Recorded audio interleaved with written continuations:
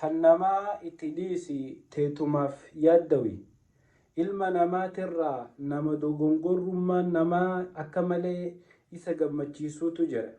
Ilma namaatirraa ka if quban qabne ka waanuma nama dogongora kufaatii balleessaa badii fokkina hongawina namaa kana qofa jala hordofuutu jira.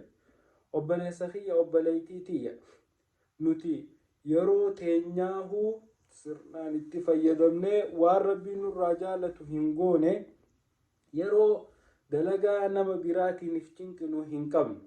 Yeroo nuti qabnu akka malee gabaabdu amata 100 jiraannu amata 50 jiraannu amata 70 jiraannu 60 jiraannu yeroo nu kannamte gabaabdu yeroo si kannamte tana keessatti diliin tee qofti si haa cinqitu.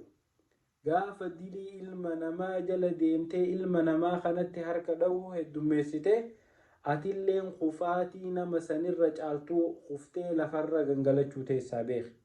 Kanaaf obboleeyyan kiyya waan ilma namaa ittuma haadhisnu dabartee fi akka fedhe tahee wanni si yaachisuu qabu tattaaffii ta'e jireenya kee ibaadaa ta'e namni mana ofii osoo hin haranne dhaqee mana namaa gadin haru.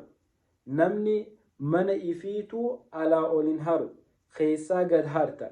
Gaafa if qulqulleessite gaafa if fooyyeessite quu anfusakum jaa rabbi subhaanahu wa ta'aala lubbuu teessan ibiddarraa baraara wa ahliikum eegasii lubbuu maatii teessanii nama yoo amma mee rabbi balaa nutti hin fidini balaan ibiddaa takka bakka takkatti buute ati nama gargaartamoo lubbuutee baraarta dura nama if baraaree seeftii ifii kanneetu nama biraatillee gargaaraa jechuu.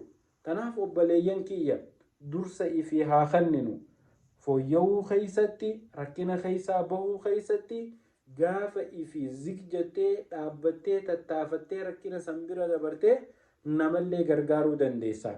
Diliin namni dalagu hedduu sin rakkin rabbiin dilii isaa irraa sin gaafatu teetii irraa si gaafata.